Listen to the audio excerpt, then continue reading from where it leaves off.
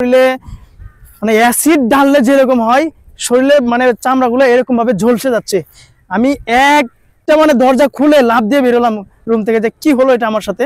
আরে বাবা, আজকে আমার মানে শরীরে আগুন ঢাললাম মনে হচ্ছে এরকম হবে। এতটা গরম, ঝাপসে ঝাপসে যাচ্ছে শরীরটা, তার মধ্যে যদি গরম পানি দিয়ে গোসল করি তাহলে কি অবস্থা হতে পারে আপনারা একটু ভাবেন। মানে কি বলবো, আজকে আমি দুপুরে গোসল করব, মানে ট্যাঙ্কির পানি এতটা গরম ছিল, মানে এই শীতকালে আমরা গরম পানি দিয়ে গোসল করি না, এরকম গরম পানি তার চেয়েও মানে বেশি গরম। আসলে শীতকালে যে গরম কুসুম গরম পানিতে আমরা গোসল করি ওই গরম পানি না, কিন্তু তার চেয়েও বেশি গরম পানি। লজ্জারও ব্যাপার সেবার আসে এখানে। আসলে কি বলবো, আমি পাবলিক প্লেসে আইসা মানে গোসল করার আগে আমি ওয়াশরুমে গেলাম, তো বলতেছি ঘটনাটা ছোট। আজকে মানে চকরিয়ার ঘটনা। এখানে আমি আজকে চকরিয়া গিয়েছিলাম, সারাদিন জার্নি করলাম এত গরমের ভিতর, মানে বাসে জার্নি করে চকরিয়া যখন নামলাম মানে জীবনটা হাঁপসে হাঁপসে যাচ্ছে, মানে এতটা খারাপ লাগতেছে। আমি কখন একটু পানি খাবো, তো তার আগে ভাবতেছি আমার একটু ওয়াশরুমে যেতে হবে। তো কি বলবো, দুঃখের কথা। তারপরে ভাবলাম যে আপনাদের কিছু শেয়ার করি।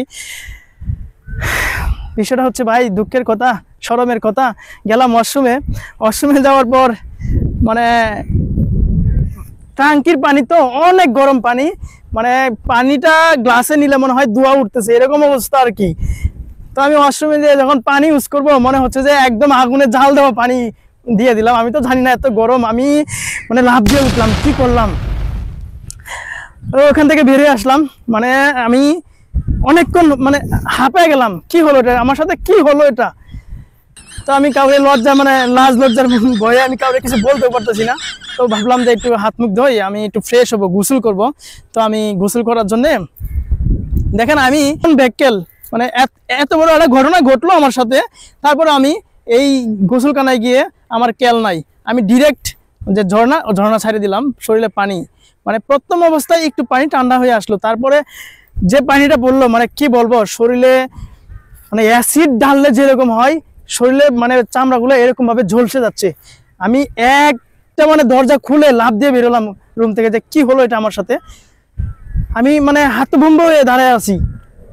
তখন আমি বুঝলাম যে আমি এর আগে একটু আগেই কিন্তু আমার সাথে একটা ঘটনা ঘটেছে ওয়াশরুমে। তারপর আমি আবার এই ভুলটা এই দ্বিতীয়বার করলাম, তাহলে কি হতে পারে।